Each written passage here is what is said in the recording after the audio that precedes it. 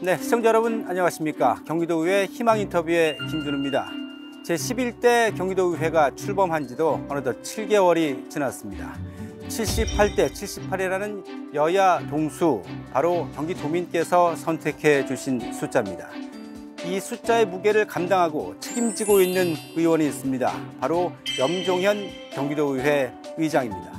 어렵고 힘든 경제 상황 속에서 경기도민의 민생을 책임지고 있는 경기도의회는 현재 어떤 길을 가고 있을까요? 염종현 경기도의회 의장과 함께하는 경기도의회 희망 인터뷰 지금 시작합니다. 지난 2010년 제8대 경기도의회 입성 후 13년 동안 의정 활동을 이어온 의원. 의원수 156명에 이르는 전국 최대 광역의회이자 그 위상과 역할에서 전국 지방의회 선두에 서 있는 제11대 경기도의회 전반기 의장에 당선. 사선의 경력에서 뿜어져 나오는 역량과 13년간 새겨진 책임과 진심이라는 DNA로 염종현 의장이 설계하는 경기도의회의 청사진을 만나봅니다. 의장님 안녕하십니까? 네, 어서 오십시오. 우리 네. 김준우 아나운서님 반갑습니다. 예, 김준우 아나운서입니다. 예. 네, 멀리 오셨습니다. 아유, 아닙니다. 예.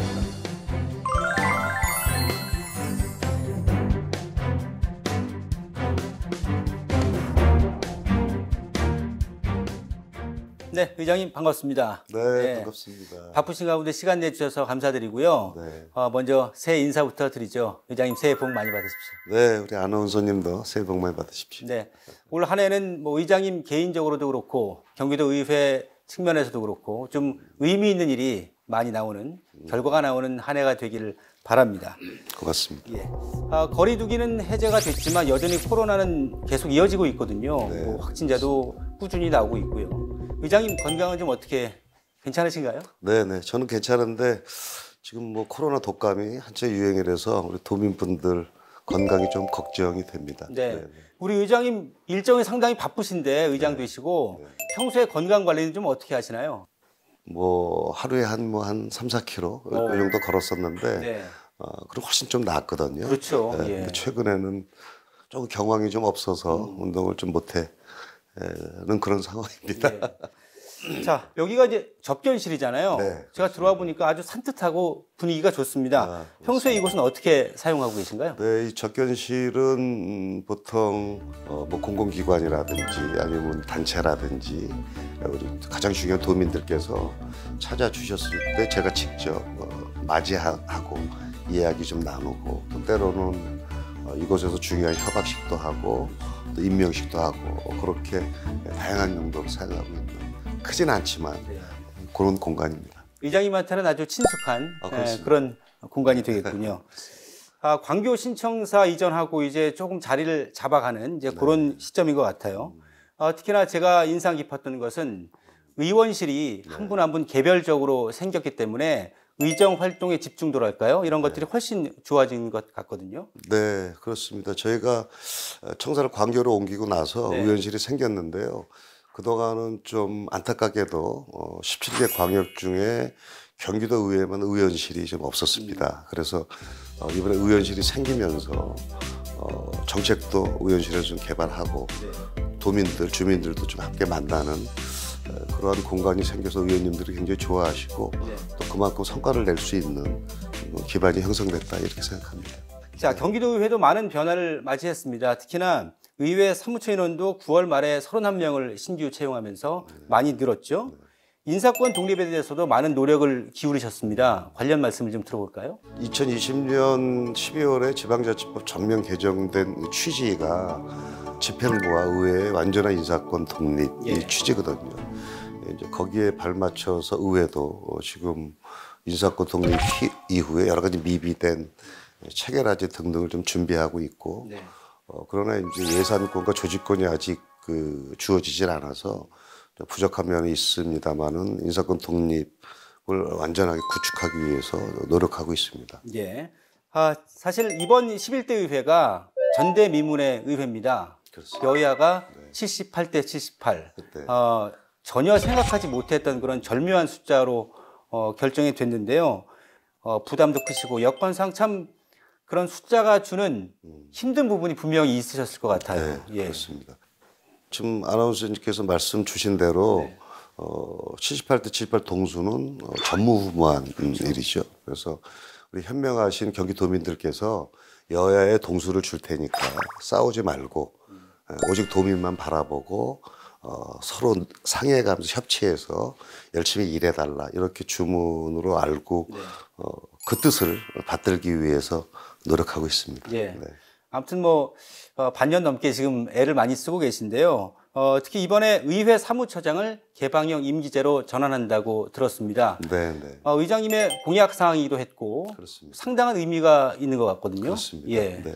현재 공모가 진행 중에 있고요. 지방자치법 전면 개정이 되면서 인사권 독립의 아주 상징적인 인사권 독립을 대내외에 알리는 상징적인 직위다 이렇게 보고 의회 사무처장은 의회 행정을 총괄하는 행정수장이거든요. 그렇죠. 행정수장을 그동안 이제 집행부에서 임명을 해왔는데 이번에 개정이 되면서 의회 자체 내에서 개방형으로 뽑으면서 중립적이고 전문성을 좀 가지고 의회 발전에 크게 기여할 것이다 해서 현재 공모가 진행 중이면서 뭐 중립성, 공정성 등을 각별히 신경 써서 지금 추진하고 있습니다. 자, 경기도의회는 뭐 경기도민이 1390만인 것처럼 전국 최다 의석수를 자랑하는 최대 지방의회입니다. 그만큼 지방자치 시대 2.0 시대를 맞아서 경기도의회가 갖고 있는 역할도 큰데요. 이 지방자치 시대의 이 경기도의회의 청사진이랄까요? 새해도 됐고 하니까 네. 좀 큰 그림 속에서 한번 말씀을 해주시죠. 네, 지방자치법이 32년 만에 개정되면서 그 개정되는 중심에 전 경기도의회가 있었다라고 감히 말씀을 드립니다. 그 이유는 중앙과의 소통 그리고 전국 규모의 저희가 결의대회, 각종 토론회 등을 경기도의회가 그동안 주도해 왔습니다. 주도해 와서 비로소 조금 부족하지만 저희가 흔히 좀 반쪽짜리 개정안이다 이런 비판은 좀 있지만 나름대로 의미 있는 그러한 지방자치법 개정안을 통해서 의회의 자율성과 전문성, 독립성을 구축할 수 있는 그런 계기가 됐었다라고 해서 그것을 금년에는 좀 잘 착근될 수 있는 그러한 한 해로 만들기 위해서 여러 가지 좀 구상도 하고 있고 노력하고 있습니다. 예. 자, 그리고 아주 중요한 문제인데 경기도 분도 얘기해보겠습니다. 경기 북부 특별자치도죠. 이 설치 관련해서 최근에 윤석열 대통령에게 이제 건의를 하셨잖아요. 그때 얘기 좀 해주시죠. 네, 북부 특별자치도 설치에 대해서는 오랜 30여 년 이상 된 경기 북부 주민들의 수건이었죠. 그동안 여러 가지 어려운 문제로 인해서 진척이 안 되고 있었는데 김동연 지사께서 공약을 하셨고 또 이번에 지난 작년 12월 22일 날 전국 시도의장님들과 함께 용산에 가서 대통령님을 면담을 저희가 했습니다. 그 당시에 이제 여러 가지 현안에 대해서 의장단 협의회 차원에서 좀 건의를 좀 드린 것 외에 유일하게 경기도 차원에서의 현안인 경기 북부 특별자치도 설치에 대해서 대통령님의 많은 관심과 지원을 부탁드립니다. 이렇게 저는 정중하게 말씀을 드렸고 대통령님께서 그거 뭐 지금 지방시대에 있어서 필요하지 않겠냐 이런 그 긍정적인 말씀을 해주셔서 굉장히 힘이 나고 있습니다. 올 한 해가 이제 경기 북부 특별자치도 설치와 관련해서도 중요한 한 해가 될 텐데요. 제주 같은 경우도 이제 특별자치도로 승격한 이후에 전반적인 이제 생산성이 많이 높아지고 지역 경제 규모도 올라간 그런 결과를 볼 수 있었잖아요. 그렇습니다. 분도가 돼서 경기 북부 특별자치도가 되면 좀 어떤 측면의 장점이 있다고 보십니까? 말씀 주신 대로 제주특별자치도 그리고 세종특별자치도 그리고 강원특별자치도 그리고 어제는 국민회의에서 전북특별자치도가 국민회의를 통과한 거로 알고 있습니다. 지방자치와 분권은 이제는 저는 시대정신이라고 생각합니다. 이번에 코로나19를 통해서 3년여에 저희가 대응을 하면서 목도했던 것은 이제는 중앙에서의 획일적 정책보다는 각 지방에서의 환경과 역사와 주변 여건이 다 다른 만큼 지방에 맞는 그런 특화된 대응책을 썼을 때 효과를 좀 봤거든요. 네. 그래서 이러한 것은 저는 시대 정신으로 보고 그런 차원에서 천세방만의 경기도 그리고 북부가 지금 한 360만 정도 되시거든요. 네. 360만의 인구도 경기도를 이어가는 두 번째, 세 번째의 규모입니다. 그렇죠? 예. 그래서 경기 북부는 그동안에 그 남북 최대 접경 지역으로서 여러 가지 또 이제 규제로서 중첩 규제를 받으면서 아주 어려운 그런 국면에 있었는데 이제는 오히려 그렇게 희생한 만큼 앞으로 경기 북부 특별자치도가 설치가 되면 대한민국의 성장 동력을 한층 끌어올릴 수 있는 그런 새로운 기회의 땅이 저는 지방자치 분권 시대에 이루어질 것이다. 그런 면에서 경기 북부 특별자치도의 설치는 굉장히 중요하다라고 생각합니다. 78대 78 여야 동수. 초선 의원 108명, 2030 의원 20명. 시작부터 다양한 숫자와 수식어로 주목을 받았던 제11대 경기도 의회. 뿐만 아니라 양당의 힘겨루기로 개원 40일 만인 지난해 8월 9일 전국 광역의회 중 가장 늦게 원구성을 이루기도 했습니다. 하지만 늦어진 만큼 협치와 내실을 각각 한 손에 쥐고 강력한 드라이브를 내걸었는데요. 먼저 입법과 행정의 실질적인 협치를 위한 여야정 협의체를 출범시켰고 초선 의원 개개인의 정책 역량을 강화하기 위한 초선 의원 지원단을 구성했습니다. 자치분권 시대에 맞게 의회 사무처의 전문성과 독립성을 확보하기 위한 인사체제 정비, 또 진통 끝에 이뤄낸 2023년 예산안 통과까지 괄목할 만한 성과를 이뤄냈습니다. 이제 남은 기간, 이해와 존중, 대화와 타협을 통해 도민 행복과 민생 안정이라는 대과제에 더 가까이 가는 제11대 경기도의회를 기대해 봅니다.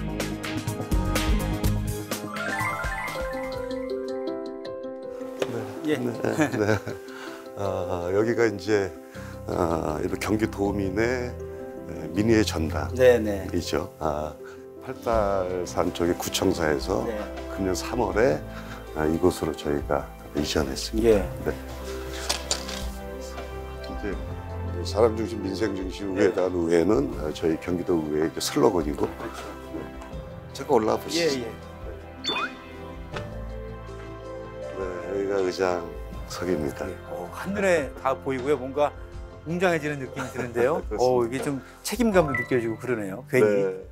인사봉 한번 땅땅땅 한번 쳐주시면 좋을 것 같은데요. 제가요? 네네. 의장님이 하셔야죠. 예. 아나운서님이 한번. 제가요? 저는 하면 안 될 것 같은데요. 오늘 저는 양보 한번 하겠습니다. 그럴까요? 네. 뭐라고 말을 하면서 쳐야 되는 건데. 원래 네, 의결 네. 사항을. 통과되었음을 네. 선포합니다. 네. 이렇게 하시고 한번 해보시죠. 그럴까요? 예. 자, 경기도의회는 경기도민을 매우 아끼고 사랑함을 말씀드립니다.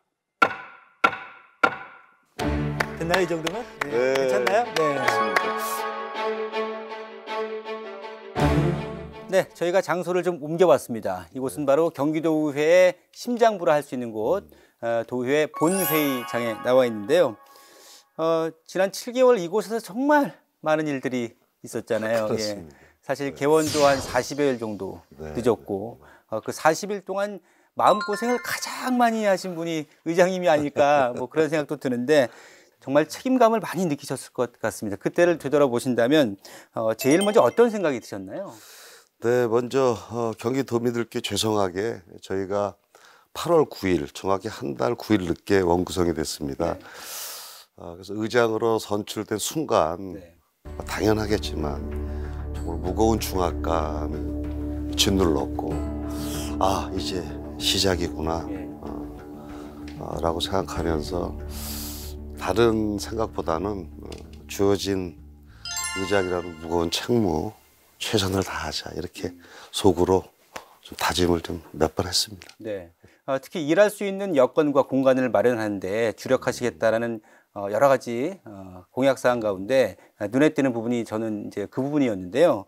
그런 측면에서 초선 의원 의정 지원 네. 추진단의 출범 11월 1일에 출범을 했는데 핵심 공약이기도 하셨고 네. 상당히 눈에 띄니다. 좀 어떻게 내용이 꾸려져 있나요? 네, 지금 경기도의회가 전국 최대 지방의회죠. 네. 156분의 우리 의원님들이 계신데 그분들 중에서 새롭게 초선으로 의정 활동 도의회에 입성하신 분들이 108분입니다. 예. 108분이라서 거의 69%, 70%에 가까운 분들인데 이번 11대의 경기도의회의 의정 활동의 성과는 바로 초선 의원님들한테 달렸다. 그리고 상당수의 의원님들의 연령대가 예전과는 다르게 이른바 MZ세대 분들이 또 대거 입성을 하셨어요. 그래서 그분들의 의정 활동을 지원할 수 있는 지원 역량을 우리가 키워야 된다. 그래서 11대 의회는 108번의 초선 의원님들이 성패다. 성패를 가지고 계시다 하는 차원에서 초선 의원 의정 활동 지원 TF단을 만들어서 지금 활발히 진행하고 있고 그 성과가 좀 반과 성과가 괜찮아서 원래는 6개월 동안 한시적으로 하려고 그랬는데 1년으로 지금 늘렸습니다. 그래서 초선 의원님들의 이제 단장님들도 저희가 여야 한 분씩 모셔서 그분들 중심으로 어떤 것이 우리 초선 의원분들한테 필요한 것이냐라는 것을 끊임없이 연구하고 그래서 그 내용을 전달해 주시면 피드백 해주고 이래서 아주 좋은 성과 지금 내고 있다고 생각합니다. 자, 또 하나 동시 출범한 게 공약 정책 추진단도 있잖아요. 정말 이 부분은 기대가 많이 되거든요. 의원님들이 아주 굵직굵직하고 또 지역의 세밀한 부분들을 총체적으로 경기도 집행부와 교육청과 상의해서 그것을 집행부에 제안하는 형식으로 저희가 공약 이행 TF팀 단을 만들어서 6분의 우리 의원님들이 단장, 부단장으로 하셔서 향후에 그것을 바탕으로 해서 31개 시군을 의장단이 해당 지역의 의원님들과 함께 참석해서 논의하는 그런 과정도 저희가 계획하고 있고요. 저조차도 좀 기대가 좀 큽니다. 네. 당선 이후에 이제 7개월 바삐 지나가셨습니다. 평가가 상당히 좋습니다, 의장님. 예. 가장 중점을 두고 했던 일은 뭘까? 또 보람됐던 일은 뭘까? 한번 들어볼까요? 네, 저희가 이 동수 상황에서 어느 한 당의 일방적인 주장이 통할 수도 없고 통해서도 안 되고 그런데 이것을 넘어서고 성과를 내기 위해서는 반드시 협치라는 것이 반드시 필요합니다. 그래서 저는 그 의장에 당선되고부터 여야가 연정 또는 김동연식의 정치 모델 협치 시스템으로 구축해내야 된다라고 주장해 왔고 그런 차원에서 저희가 여러 가지 어려움을 겪고 나서 제가 지난해 말에 여야정 협의체라는 아주 도민들께서 기뻐하실 그러한 체제를 좀 구축해냈습니다. 동시에 저희가 인사청문회 협약도 했고 그리고 2023년 예산을 여야 합의를 통과시키는데 큰 역할을 여야정 협의체에서 했다. 이렇게 이해하고 있습니다. 예. 여야정 협의체 그러면 구체적으로 좀 어떻게 구성이 되어 있으며 지금 예산안 뭐 이렇게 통과하는데도 역할을 했다 하셨는데 기본적으로 좀 어떤 향후의 역할을 꾸준하게 하게 되는 것인지. 네. 10대 의회는 민주당의 유일 교섭단체였기 때문에 당정협의회 정도로 됐고 이제 여야정 협의체는 전혀 다른 거죠. 당과 당이 동일한 상황에서 서로 이제 협의체를 구성을 해서 거기에서 모든 것을 테이블에 올려놓고 쌍방, 집행부, 교육청까지 함께하는 논의의 틀, 거기서 성과를 만들어내고자 하는 시스템이거든요.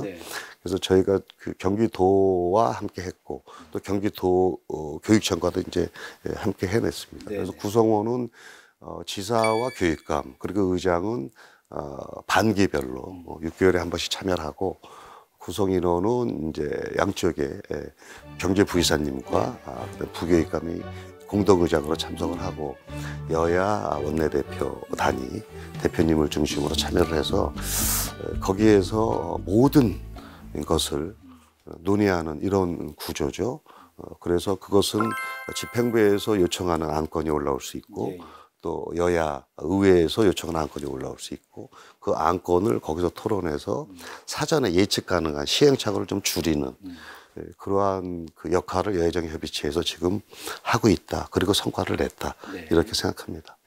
도민들에게 좀 박수 받는 그런 협의체가 됐으면 좋겠습니다. 네, 저는 도민들께서 기뻐하실 거라고 생각합니다. 네, 네. 알겠습니다. 앞서 예산 말씀도 해 주셨는데 이번에 지난해 말에 여야가 정말 밤샘 협상 끝에 그래도 무난하게 통과가 됐습니다. 무엇보다 이제 준 예산 사태를 막았잖아요. 네. 규모가 상당합니다. 33조 8,104억여 원. 확정이 됐는데 어떻게 평가하시나요? 네, 경기도 예산이 33조 8천억, 한 34조에 가깝죠. 네.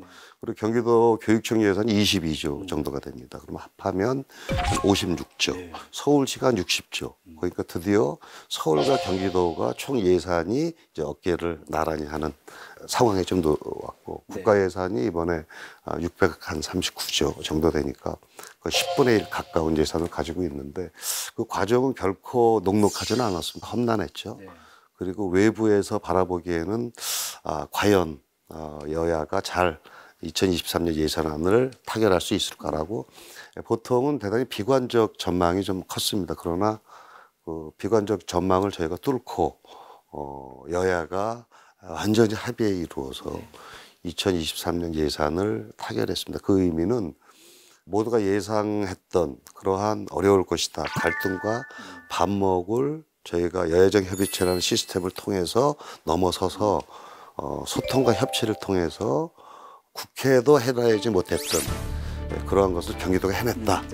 이러한 자부심을 가질 수 있을 정도로 저희가 거의 완벽에 가깝게 해낸 바가 있습니다. 그래서 이제 많은 분들이 국회보다 낫다 말씀해 주셨지만 칭찬도 해주셨죠. 예, 그런 칭찬을 많이 해주시더라고요.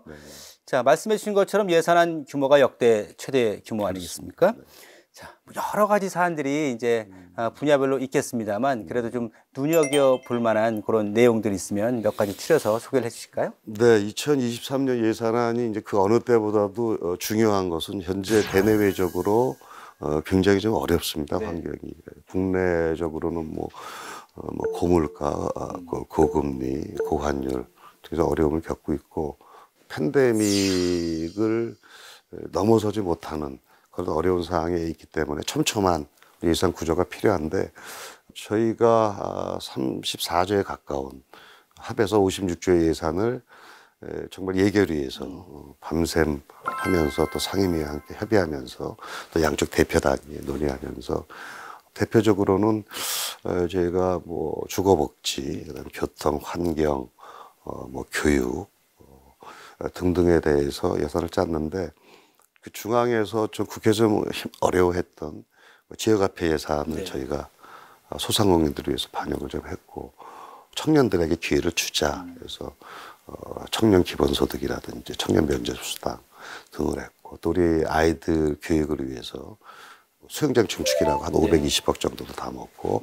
전자칠판이라든지 새로운 그 소규모 학교 환경 개선 사업 등 그리고 여성, 청년, 복지 등등해서 그리고 그 중에 가장 중요한 방점을 찍었던 거는 당연히 경제 부분이죠. 그래서 경제적으로 반도체 부분, 그다음에 스마트 그 시스템을 좀 구축해내는 거 그리고 어려운 저소득층의 대출을 위해서 신보를 통해서 저리 대출 등등을 해서 좀 힘을 좀 내실 수 있는 등등의 아주 구체적이지만 아주 다양한 폭넓은 예산을 저희 반영한 바가 있습니다. 자, 78대 78 동수 상황에서 정말 협치를 이끌어내기 위한 노력을 많이 해주셨는데요. 좀 편안하게 그 예산안 통과 과정에서 여러 가지 어려운 상황들이 많이 있었는데 좀 에피소드랄까요? 그런 게 좀 있을 것 같기도 하네요. 에피소드가 뭐가 있을까요? 저희가 굉장히 그 결과가 좋았는데 그 결과가 나오기까지의 과정은 굉장히 좀 어려웠었죠. 그래서 보통 국회도 그렇지만 예산결산위원회에서 최종적으로 예산 심의를 하는데 보통 예결위원님들 밤새 가면서 합니다. 그런데 이번에는 156명 의원님 전체가 밤을 샜다. 그것은 그런 의지가 그만큼 우리가 여야가 진짜 민생의 여야가 어딨냐 한번 해보자 라는 것에 대해서 의지가 있었기 때문에 그랬고 저희가 이제 보통 예산안이 잘 통과가 되고 끝나면 종무식을 합니다. 그렇죠. 전체 의원들은 뭐 종무식을 하면 그동안에 행정사무감사나 등등에서 열심히 했던 의원님께 상들도 드리고 그다음에 열심히 했던 우수위원회 또 표창도 하고 그런 시간이 있는데 그걸 할 수가 없었어요. 그래서 그래서 새벽 4시에 새벽 4시요? 4시. 아마 뭐 앞으로 전무후무 할 겁니다. 새벽 4시에 긴급하게 그 시상식을 좀 열어서 한 20여 명의 의원님들 그리고 3개 상임위의 상임위원장님들을 모시고 새벽 4시에 눈을 비비면서 시상식을 했던 그것이 기억에 좀 많이 남을 것 같습니다. 2023년은 뭐 앞서 저희가 접견실에서 말씀 나눈 것처럼 올 한 해 지방의회, 최대 지방의회를 끌어가는 그런 본격화되는 시기에 의정활동 계획을 한번 들어보겠습니다. 네. 이른바 이제 지방자치 2.0 시대가 이제 열린 거죠. 그것은 저는 지방자치와 분권은 이제 시대 정신이라고 생각하고 누구도 막지 못한다. 네. 그런데 막상 이제 인사권이 독립이 되고 했는데 너무 이제 그 미비한 부분이 많습니다. 그 의회 독립을 위해서. 네. 그래서 예산권, 조직권, 그 다음에 정책 지원관, 네. 의정활동비의 현실화 등등해서 한 7개의 현안이 있는데 그 대통령님께 이제 건의도 드린 그런 내용을 관철시키기 위해서 경기도 의회가 이제 그 지난 10대에 발족을 했다 성과를 거두고 일몰이된 자치분권 발전위원회라고 있습니다. 그것을 새롭게 이번에 제정을 다시 했습니다. 해서 자치분권 발전위원회를 중심으로 저희가 선도적으로 노력을 해 나갈 것이고 또 하나는 작년 말에 조직 개편과 예산안 통과를 통해서 잘 구축된 내용을 가지고 2023년에는 본격적으로 성과를 내야 될 이런 해이기도 합니다. 그래서 이번 해가 중요한 게 준비를 갖췄고 본격적인 성과를 내는 그런 한 해가 될 것 같습니다. 자, 이제 조금 의장 활동 말고 의원 염종현 의원님의 얘기 좀 해보겠습니다. 부천 1 선거구를 지역구로 두고 계시죠. 의장이지만 사실 뭐 한 분의 도의원이시기도 하니까요. 부천 1이 이제 부천동인데 이곳이 한 3년 전쯤에 4년 전쯤에 여러 동을 병합해서 하나의 동으로 만들었더라고요. 역곡동하고 뭐 원미동, 춘희동, 도당. 광역동이라고. 그렇죠. 합니다. 예. 이게 부천도 원도심이 있고 신도시가 함께 혼재하다 보니까 여러 가지 개발 문제도 있고 해결 현안이 상당히 많습니다. 부천의 좀 주된 현안들은 어떤 게 있습니까?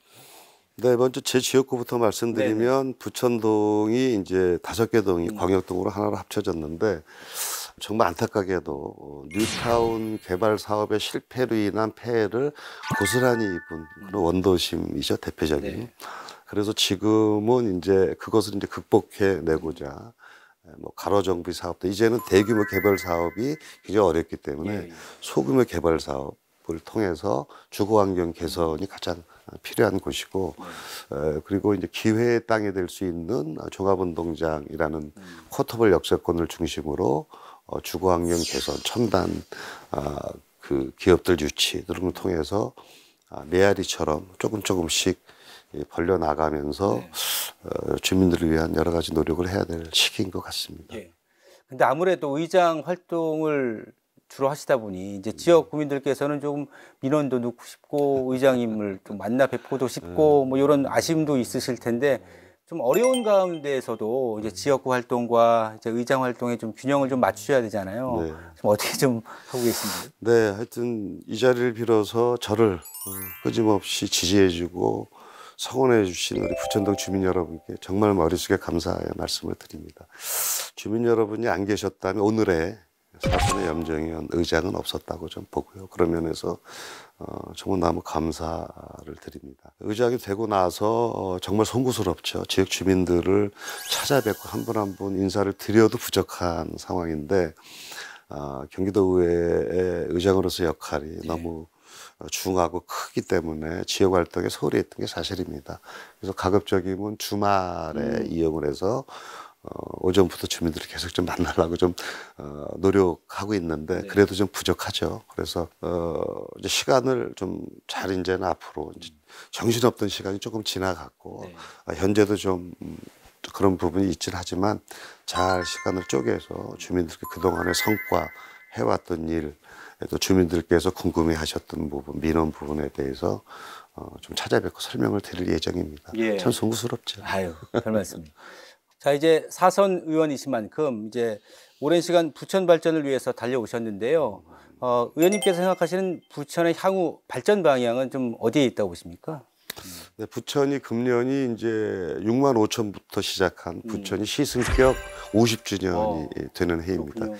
굉장히 뜻깊은 해죠. 그동안에 부천은 80만까지 비약적으로 발전을 했고, 그러나 면적이 좁고 인구 밀도가 대한민국이 최고라는 또 단점이 좀 있었습니다. 그래서 도시로서의 수명이 좀 다해가는 그런 안타까움이 있는데, 그것을 극복하고자 그동안 우리 원혜영 시장님부터 꾸준히 노력해왔던 문화도시 부천 이라는 그 부천의 위상과 네. 부천 시민의 자긍심을 드높였던 그러한 문화도시 부천의 체계를 좀 유지해야 될 테고, 네. 그다음에 현임 조영희 시장님께서 시정 철학이신 우리 뭐 대장 신도시, 그리고 상동 영상문화단지, 그리고 종합운동장, 쿼터블 역세권 3개 축을 잘 활용을 해서 그 인구 밀도가 높고 공장이 다 떠난 네. 이 상황에서 새롭게 넘어설 수 있는, 퀀텀 점프할 수 있는 그러한 부천의 미래를 위해 경기도의회 의원으로서, 의장으로서 끊임없이. 네, 저희가 새로운 장소로 이동했습니다, 의장님. 네. 네. 여기는 경기마루 전시체험관인데요. 네, 네. 자, 이곳 설명을 좀 부탁드립니다. 네, 이곳은 경기도의회를 방문하거나 견학하시는 분들께서 체험형 전시시설이라고 오셔서 이제 그 경기도의회 역사, 그리고 또 체험을 통해서 경기도의회의 의정활동 네. 등을 전체적으로 체험하면서 재밌게 파악할 수 있는 그러한 그 체험 전시시설로 보시면 될 것 같습니다. 네. 저도 이곳 그 경기도의회 역사를 한눈에 볼 수 있어서 참 네. 좋아하는 장소인데요. 이곳에서는 의장님과 우리 의장님 개인적인 이야기들 조금씩 나눠보는 시간을 갖도록 하겠습니다. 사선의 도의원이라는 자리 오르기까지 쉽지 않은 과정이 있었을 텐데, 의장님께서 생각하시기에는 이 사선의 비결은 어디에 있다고 보세요? 네, 그 힘은 그 원인은 주민들께서의 일관된 지지와 성원이 있었기에 가능했던 것이고, 의원의 본연의 의정 활동을 좀 평가해 주신 결과가 아니냐라고 생각하고, 그러기 위해서 제가 했던 일들이 뭐가 있을까라고 뵀을 때 부지런하게, 끊임없이 부지런하게 주민들을 뵙는 게 가장 중요하고, 그리고 정의로운 도의원이 되겠다, 이렇게 제가 캐치프레이즈를 좀 몇 번 좀 걸었었거든요. 그래서 염정현은 경기도의회에 보내면 본연의 의정활동에 충실하고, 또 주민들을 대신해서 대의기관에 가서 한눈 팔지 않고 정의롭게 하는구나 라고 평가해 주신 그것이 비결이 아닐까 싶습니다. 네. 정말 의장님 뵈면 꾸준한 의정 활동을 하셨기 때문에 사선의 자리까지 오르신 것 같아요. 네, 과분하죠. 예. 꾸준함이라는 단어를 저는 좀 추가를 하고 싶습니다. 예. 자, 12년 한결같이 이렇게 도의원으로서 의정 활동을 꽤 오래 하셨는데요. 그러면 염정은 의장님의 그 이전에 정치 입문은 어떤 계기로 시작하게 되셨을까 들어보고 싶습니다. 네, 저는 일반 대학을 졸업하고 네. 평범한 직장인이었습니다. 직장인이었는데 어느 날 인터넷에서 노무현이라는 분을 뵙게 됐죠. 네. 그분이 철학이 이제 동서화학, 그러니까 호남과 경상의 화학, 네. 그리고 남북 화해, 그리고 권위주의 타파가 노무현 대통령의 이제 철학이셨죠. 거기에 좀 감동했고, 또 본인이 그거를 몸소 실천하기 위해서 정치인임에도 불구하고 편안한 길을 가지 않고 내려놓고 종로에서 당선됨이 확실함에도 부산에 내려가서 지역 장벽을 깨겠다라고 했던 그런 모습을 보면서 나는 그러면 뭐를 해야지 라고 생각해서 이제 노사모라는 곳을 가입해서 초기에 시작을 좀 했고 그 이후에 노무현 대통령께서 그냥 있으면 안 된다. 깨어있는 시민으로서의 참여와 역할, 정치는 매우 중요하다. 모든 게임의 룰을 정하는 게 정치다. 혐오하지 말아라. 라고 해서 2003년에 최초로 정당에 좀 가입을 했고 2006년부터 정치에 본격적으로 뛰어들었습니다. 그것이 정치에 입문한 계기가 됐죠. 네. 노무현재단 기획이사를 또 지내셨잖아요. 기획위원을 하고 기획위원을 하셨잖아요. 네. 그러면 혹시 예전에 그 노무현 전 대통령 생전에 이렇게 좀 지내시면서 에피소드 같은 건 좀 없었나요? 네, 그 노무현 대통령께서 이제 생전에 노사모의 이제 구성원들이 보통 자기 이름을 내세우기보다는 아이디라는 거를 그 당시에 지금은 이제 뭐 흔해졌지만 그때는 닉네임이라 그러죠. 닉네임을 제가 신발이라고 노사모에서 그래서 한번 우연히 부천에 한번 오실 계기가 있었는데 웃으시면서 왜 아이디를 신발로 졌냐 그거를 말씀하셨던 적이 있었어요. 제가 대통령님의 발이 돼서 뛸 수는 없고 신발이라도 돼서 뛰겠다. 그리고 거기에는 새로운 출발이라는 뜻도 있습니다. 그래서 재밌다라고 이제 웃으셨던 모습이 지금도 좀 선하네요. 사실 정치 오래 이렇게 하시면 가족분들께서 지지해 주시고 또 이렇게 많은 도움을 주지 않으시면 쉽지가 않은 그런 길이잖아요. 오늘 특별히 가족분들께 한 말씀 해주시면 좋을 것 같아요. 이제 완벽한 사람이야 가정과 정치 활동을 잘 할 수 있겠지만 저는 그렇지 못한 것 같아요. 정치에 많은 시간을 할애하다 보니까 가족들께 정말 죄송한 마음이 크죠. 그래서 항상 그러나 가족이 있기에 제가 정치를 할 수 있었고 그 원동력이 가족들의 지지와 성원, 희생에 있었다 이렇게 생각을 해서 우리 가족들께 혹시 이 영상을 본다면 고마웠다. 그리고 앞으로 가족들께 잘하겠다라는 얘기를 전해주고 싶습니다. 뭐 자랑스러워 하실 것 같습니다. 의장 되시고 나서는 뭐 그 아내분께서 더 많이 좋아하지 않으셨어요? 뭐 격려 정도 했습니다. 그렇군요.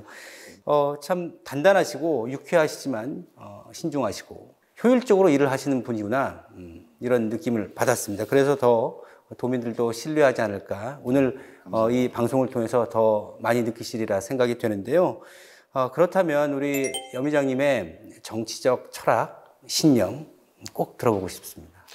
네, 제가 몇 번 인터뷰를 언론과 하면서도 말씀드린 바가 있는데 제가 이제 위정이다옥이라는 그 고사를 굉장히 좀 좋아합니다. 그것은 정치를 포용하고 덕으로서 해야 된다.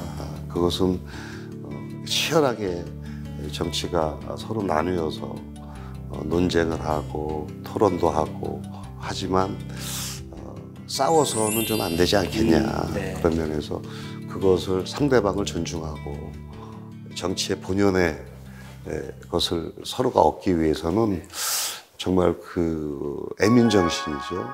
좀 국민과 주민을 사랑하는 마음이 가득해야 되고 그를 통해서 덕으로서 정치를 해내는 것, 포용의 정치, 그것 곧 협치의 정치도 될 수가 있는데 그러한 정치인이 되고자 노력을 좀 하고 있습니다. 자, 이제 끝으로 2023년 개묘년 검은 토끼 해입니다. 또 곧 설을 앞두고 있고요. 경기 도민들께서 올 한 해만큼은 좀 민생 경제도 나아졌으면 좋겠고 좀 살기 편해져야 될 텐데 그런 걱정들 좀 덜어드릴 수 있는 새해 덕담과 또 의장으로서의 각오와 계획 한 말씀 부탁드립니다. 꼭 제가 드리고 싶은 말씀이 있는데 우리 경기도의 156분의 의원님들께 정말 감사하다는 말씀을 드립니다.